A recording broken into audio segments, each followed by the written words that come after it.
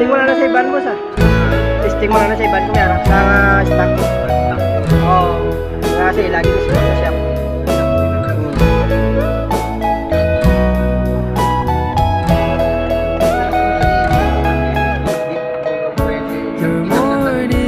Oo, dito din na kay mas hindi na mong dalo nang yun. Dito din na testing. Kaya ako din siya malisukre.